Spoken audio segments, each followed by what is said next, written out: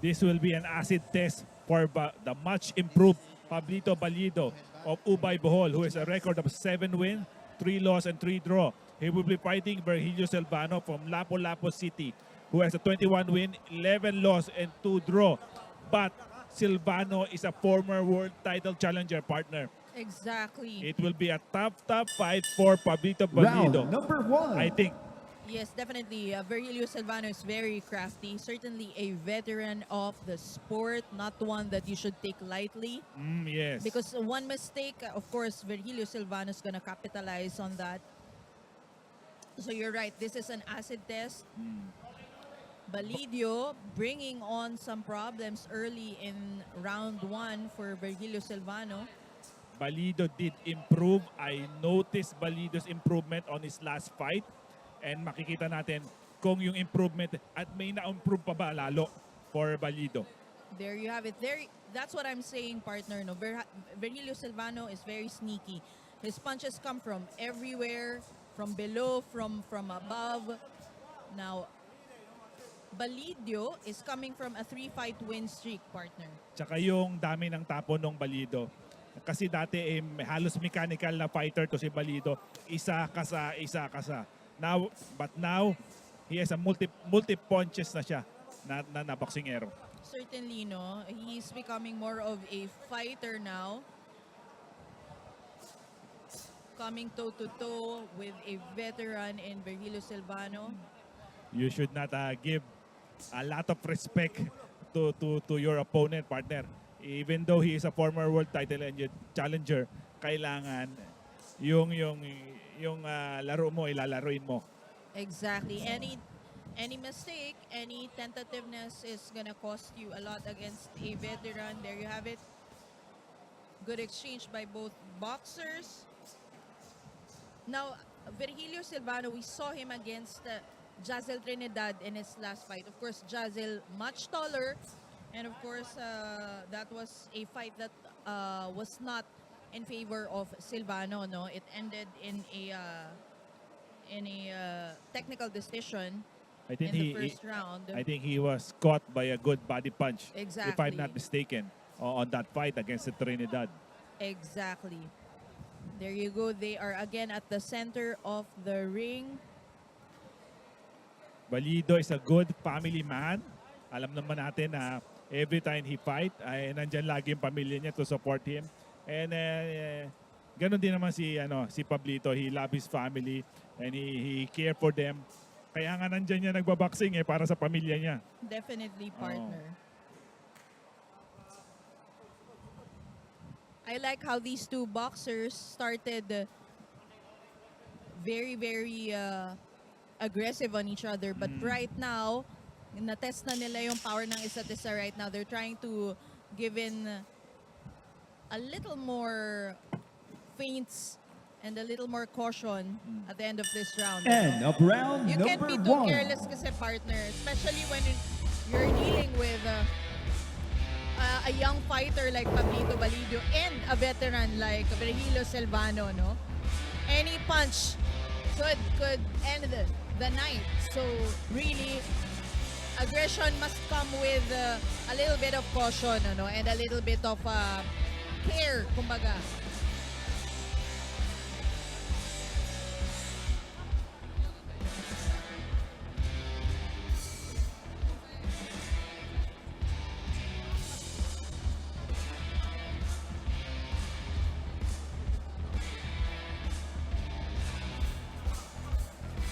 In the corner of Pablito Balidio is Coach Colin Talian. In the corner of Virgelio Silvano is Coach Arman.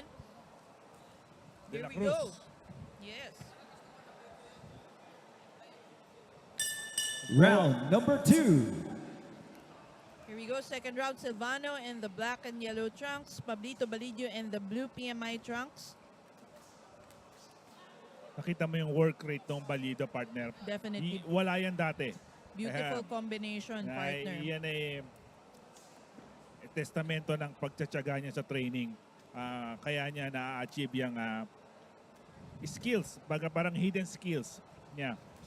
There you have it. Pablito Balidio always moving with that hook straight, which he sets up or he uses as a setup for uppercuts. While Silvano, moving with overhands and parating nakaabang yung kanyang right upper.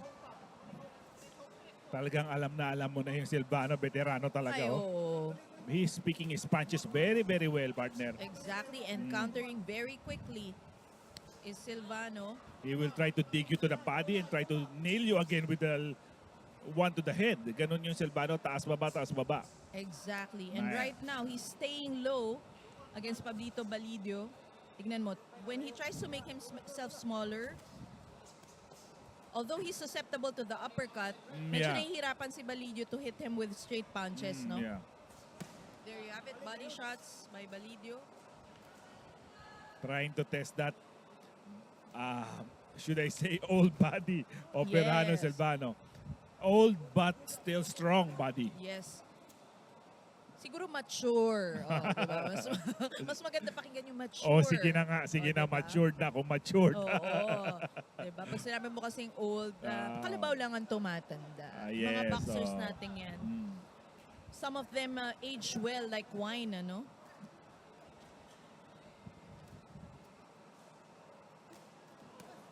There you go. Beautiful combination again by Balidio. Upper hook straight. Partner, mabanggit ko lang, our third man in the ring is Romar Embudo. One of the quality Yes, referee definitely. judges that we have in Cebu. And he doesn't want a clinch. He breaks it off.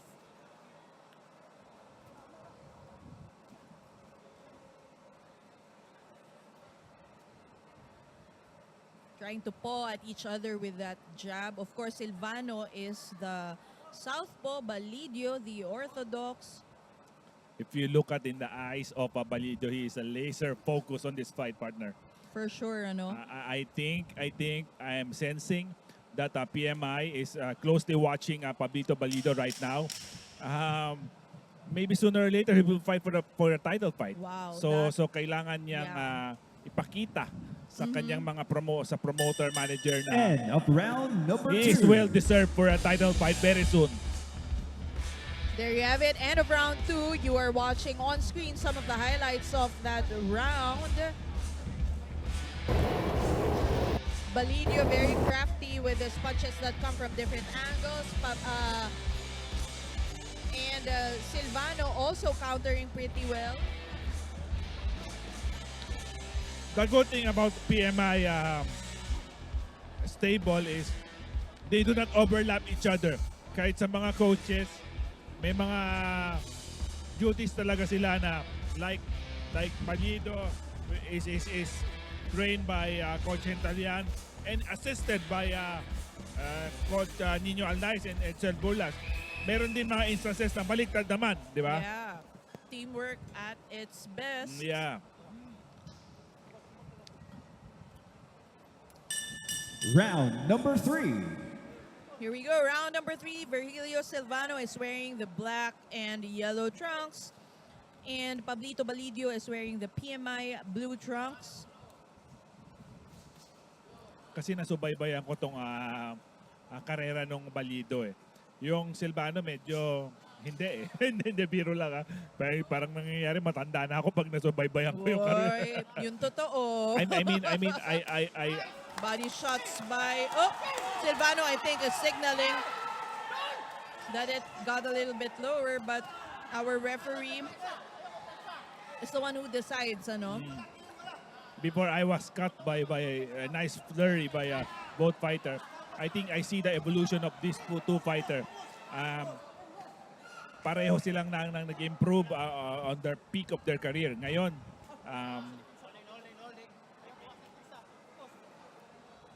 I think yun nga eh. Virgelio Silvano is always the hand-picked opponent of up-and-coming boxers because of his craftiness, his toughness. You know, you want to pick the best for your boxer, no? To test him, to sort of like baptize him with fire. Yeah. Kumbaga, baptism of fire ni Pablito Balidio ngayon. ibig sabihin pag lumusot ka kay Silvano, may tsansa ka na sa karir mo. Parang Exactly. ganon. gustong ipunto ng aking sikat na Naku po. partner. Mas sikat po ang Alvin Esgoff, Real 5PH. That was a quick left by Silvano, answered by a flurry by Balidio. Tsaka yung Balido on early stage of his career, parang one-dimensional fighter lang siya. Isang suntok lang ang sinusuntok niya. Ngayon, kaliwa kanan, he could go. Definitely. And quicker legs also by Pablito Balidio. Yes. Moving in and out. There you have it. I like how Balidio walks Silvano down but is still very defensive, no? Kasi hindi mo rin alam if Silvano catches you with a good punch, ano? So it's good that he's not too careless but is still very aggressive. Alam mo, meron nga silang sinasabi, a boxer that could beat you by points and could beat you with the power. Exactly. It's hard to find that kind of a fighter. Pero I'm seeing a very, very similar way for Pablito Balido. Kumbaga parang boxer-fighter, ano? He Yes. can be an outboxer. At the same time, he can engage on the inside and be a fighter. Oh, Silvano with a And good round left to the number body. 3. Bakit To pa tayo end that round. bakit pa tayo lalayo? Similar to Gervonta Davis. He could beat you with Exactly. power. He could beat you with precision. And of course, Lito Dante. Yes. I'm speaking about the international, pero yung local, marami rin tayong ganyan. Yes. You told me Lito Dante is Oh, gained a tremendous success definitely. since he hooked up with Coach Florence Ferrer. And marami naman tayong boksingero talaga na ganun na ngayon. Like Vincent Astrolabio, who will be Definitely. fighting for a world title on May 13, partner. Kaya Yes. supportahan natin yung Pilipino natin. He will be fighting Jason Maloney for the vacant WBO Let us- Bantamweight title. Yeah. May 14 dito Seconds out. sa Pilipinas. Partner, MP Davao ang nag-handle sa kay Astrolabio. Definitely. Here we go, partner. Round number 4. Beginning of the fourth round between Pablito Balidio in the blue trunks and Virgelio Silvano in the black and yellow. 8 rounds to, partner. This is an 8-round affair between Pablito Balido and Virgelio Silvano. They're trying to wrestle with that jab, ano? Trying to What? fence with the jab. Good explosive energy by Balidio. Quick counter left by Silvano.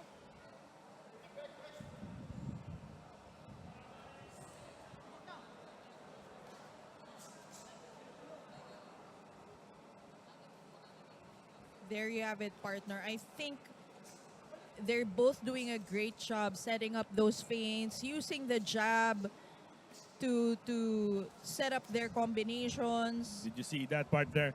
Multiple punches by Pablito Balido. Because I think Balidio is now confident with his conditioning. Kaya Yes. he's able to string those excellent combinations. Mm. Minsan kasi kapag hindi ka confident sa conditioning mo, hindi ka masyadong magpapakawala ng mga suntok. And But right now, yeah, And one thing more, I think Balido is a happy boxer right now. exactly. With the PMI boxing stable supporting him all the way. Malaking Ooh. boost yan for Good combination. for a boxer. Definitely. You just witnessed a good combination by Virgelio Silvano. Oh. Balidio pivots out. And now, He tries to pivot out and nail you with a left straight, partner. exactly.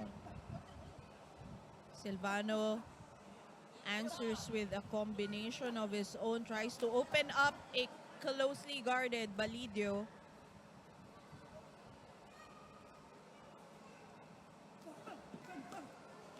And now the pendulum has turned around, partner. Si Silvano naman ang nagtatry na mag-push kay Balidio towards the ropes. He's trying to bring Balido to the corner, trying to win the fight by mere brawling, partner.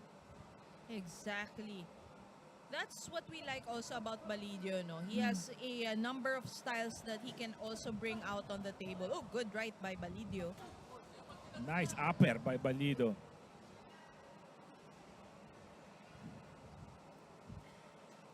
Ito talaga yung division natin, Filipino, flyweight, super flyweight, 108, 105. This is the division of the Filipino where we excel Yes. a lot in the world stage, partner. Definitely. We have, of course, our world champion, Melvin Jerusalem. End of round number 4. And our mandatory light flyweight, who is also a part of PMI boxing stable, Reggie Silvano. The Filipino Phenom. The Filipino Phenom is set to face, of course, the champion. Partner, maybe you want to talk a little bit about that. His title fight, yeah, it's gonna be June 16 in South Africa. The odds are pretty stuck on Reggie Silvano, but I think he has the adversity of winning it all. You know, Reggie is a thinking fighter. Doon sa nagsasabi he has no power, I beg to disagree with that. He caught Mark Viciles with a Seconds out. very Exactly. little combination on their eliminator fight. So I'm not discounting that Yes. Round probably number 5. a knockout win for Sigano. Here we go, round number 5, Silvano versus Balidio. Tama ka dyan, partner. Hindi kasi naintindihan ng iba na ang power is also a product of precision and speed. You know, partner, heading to the fight, I'm speaking about Viciles against Suganov. Suganov was a underdog on that fight. Exactly. To the experience, to the power for Viciles. And he did have a great game plan on that fight. And he did caught Viciles with a nice punch that Exactly. probably could seal the fight. Siyempre, ayaw natin yung cut na nangyari kay Mark Viciles. Maganda sana natapos yung laban, pero hindi natin pwedeng Yeah, it is what it is. yes, diba? Here we go, a hook, a left hook by Balidio, answered by a right hook by Virgelio Silvano. Moving quite comfortably, no? Against the ropes. That's the veteran, or we can see how much of a veteran Silvano is. I think a little bit work in progress yung footwork ni Balido. I think if he could have a little more bounce on his foot movement, I think he will be a better fighter, partner. Obserbasyon ko lang yun, hindi obserbasyon lahat ng tao. Ganun naman talaga. No? We have our observations, we have our opinions. Of course, our viewers probably have their own opinions as well. Alam mo, partner, kaya ako nasasabi that it will be an acid test for Pablito Balido. If he has an impressive win on this fight, mayroon niya siyang chance na lumaban siya for a title fight. Oh, wow. That So- is great news. If, of course, he passes this test against a very crafty and tough Silvano, who is also a happy boxer. You see him Yes, smiling. This yes, is his element, partner. He is enjoying this fight, partner. Definitely. Oop, he was caught with that shot. A little bit off balance, but of course, still very much in the game is Silvano. Alam mo, ang daming magaling palang flyweight ng PMI. I'm speaking about ito si Yes. Balido, tsaka yung si Pinoy Ali, Of Argilo course. Dalugdog, who will be fighting also pretty bit later against Dennis Eldar of MP Davao. There you have it. Virgilio Silvano gaining some momentum there with the flurry.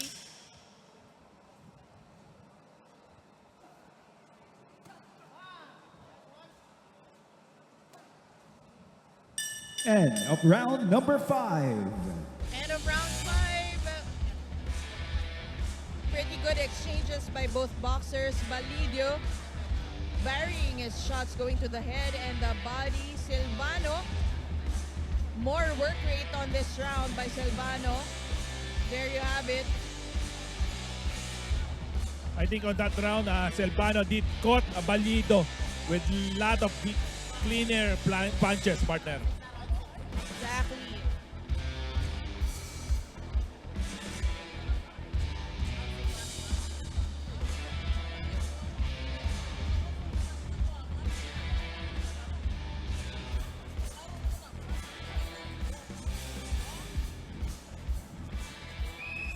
Seconds out. Seconds out. Round number 6, partner, of Pablito Balido versus Virgelio Silvano. Round number 6. How do you see this fight so far, partner, heading to round number 6? It was interesting, no? Very interesting pace between both boxers. You know, you catch them in good exchanges. May mga times naman na they're pawing at each other. But ultimately, I think whoever the judges see na may mga pinakamalilinis na patama, yun ang magwawagi dito. Kasi pareho naman din silang effective, no? When it comes to imposing their style. Di mo ba sasabihin? Ang alin? Ang defense. Of course, the defense also is very, is also a key. Hindi ba? Of course, uulitin natin time and time again. Lagi. Defense is one of the things that judges look for when they judge professional bouts, along with ring generalship, effective punches, effective and clean punches. Yung ring generalship, parang pwedeng sabihin sa word ng Tagalog, sino ang mas nagdala ng laban. Tama, yun. There you have it.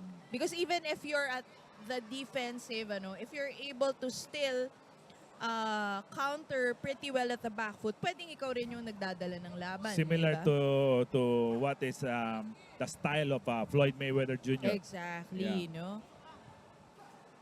There you have it. So again, classic matchup to, no? Someone is moving forward, very aggressive. Someone counters and is slick in moving side to side or pivoting quite well. Oh, Did you see that? Balido got caught by I know. And he answered, Silvano answered with the exact combination that Silvano unleashed on him. So yun yung isa din sa pagka-veterano ni Silvano, partner. He tries to mirror you. And again, Pablito was caught by a right hook by Silvano on that exchange. Pretty good, fifth and sixth round so far for Silvano, partner. I think Silvano kasi is somewhat like a slow starter, no? In the beginning rounds, he tries to stay defensive and tries to like read you. And then come round 5, 6, 7, and 8, he tries to look for the openings, I think he's trying to gain momentum on the later round, partner. Exactly. The people in Gundolman are slowly trickling on the gymnasium, partner. Medyo napupuno na tayo dito sa gym na to. And if you look at the backside of our na pinagko-commented natin, round number 6. halos puno na yung tao.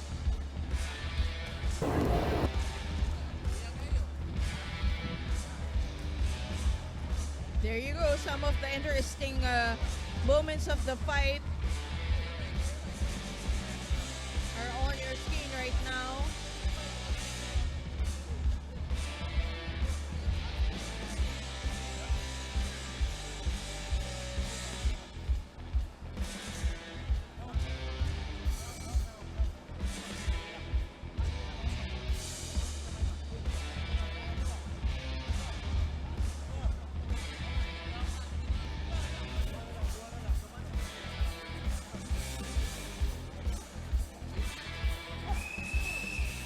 Seconds out. Okay, we're heading to the round number 7 of this penultimate round between Pablito number 7. Balido of Ubay Bohol against Virgelio Silvano of Lapu-Lapu City.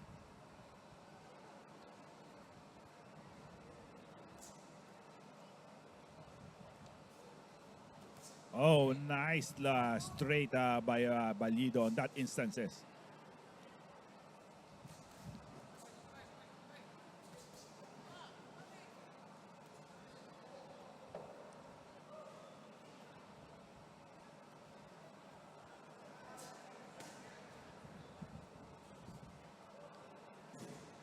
This is the championship round, partner. I think kung sino ang makakuha ng dalawang round na to, could steal this fight. Medyo the referee caution Balido for hitting a little bit low dun sa exchange na yon.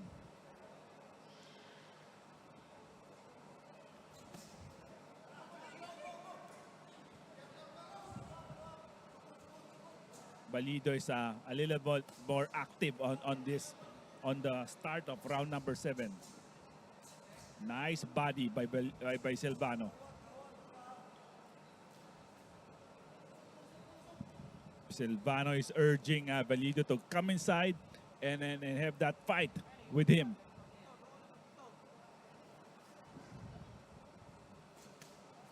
Oh. Another a little bit low punch for Balido.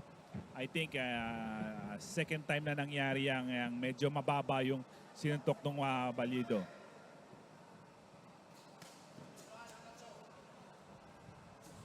On this round, talagang Balido is trying to target the body of Silvano. Maybe meron siyang nakitang something na could be on his advantage on hitting Silvano to the body. And like you said, no, the last fight of Silvano was against Jazel Trinidad, and that fight ended with a body shot, ano? But I think Silvano come very prepared on this fight. Exactly. He learned from that fight, certainly. He got caught by numerous punches from Balido to the body, pero he's still gaining grounds. There you have it. I think a little clash of heads dun, pero all good. I think wala namang significant na cut na nangyari between the two fighter on that accidental headbutt. Exactly, no? Hindi naman talaga maiwasan yung mga ganyan partner clash of heads, especially when you're dealing with a southpaw and orthodox boxer. Minsan nagkakabanggaan talaga ng ulo yan. Minsan talaga kahit na hindi naman kahit same stance sila, hindi mo talaga maiwasan yung aksidente ng headbutt . Yes, exactly. As long as it's not intentional. And Alam naman of ng round referee number natin yan seven. of course. Yes, tama. Isang mainit na summer evening sa inyong lahat. Again, you're watching Kumong Bol-anon Gis here in Gindolman Gymnasium. This is Rica Baby Dynamite Aquino, and with me is Alvin Esco of Real 5PH. We are known as Recalvination, and we are your commentators for today.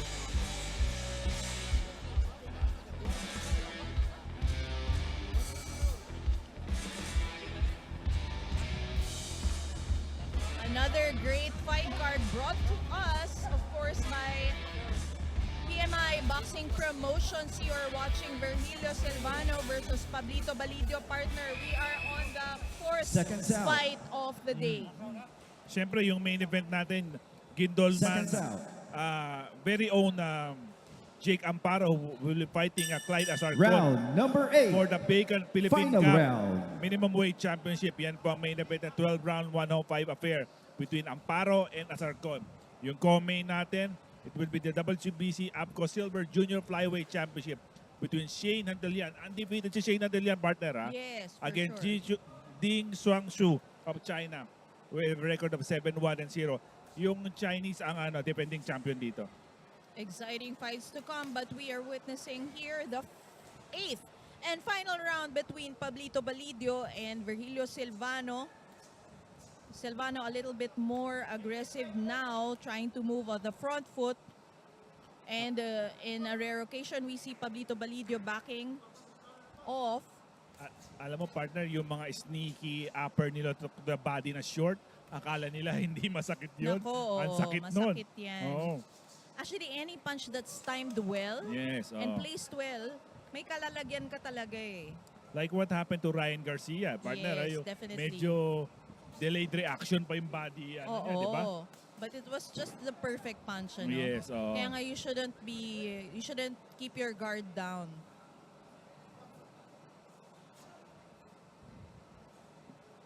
A competitive bout between the young gun, kumbaga, and the veteran.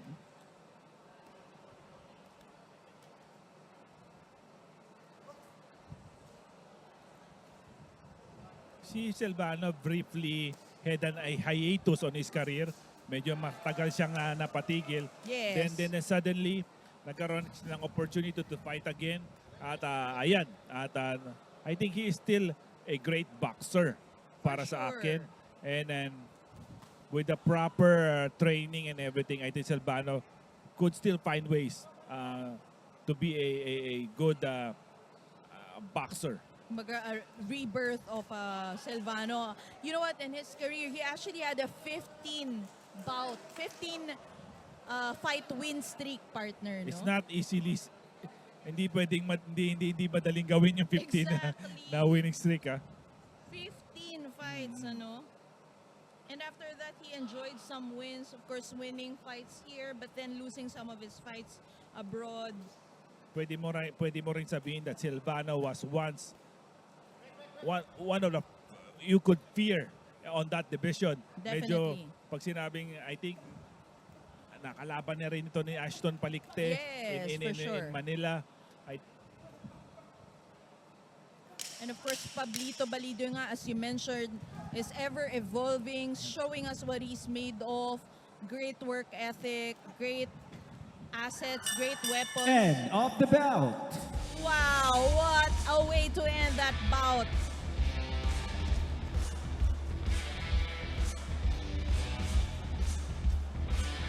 Respect shown to both sides, of course. Virgelio Silvano goes to the corner of Pablito Balidio to show his respect and vice versa. And yun na nga, partner, we are going to see a decision in this bout.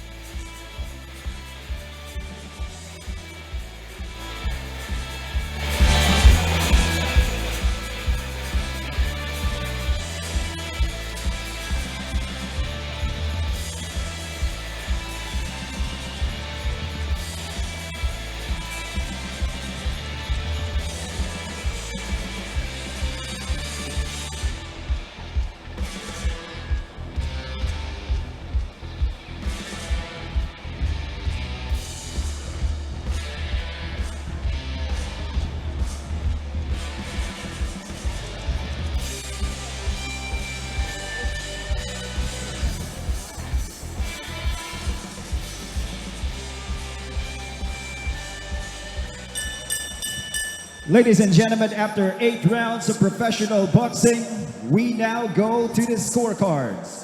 Judge Angelito Piquero scored about 78-74. Judge Angelito Buakin scores the bout 78-73. And Judge Efren Puerta scores the bout 77-75. And your winner via unanimous decision from PMI Bohol Boxing Stable, Pablito Balidio. Pablito Balidio improves his ring record with 8 wins, 3 loss and 3 draw. And Virgelio Silvano drops to 21 and 12 with 2 draw.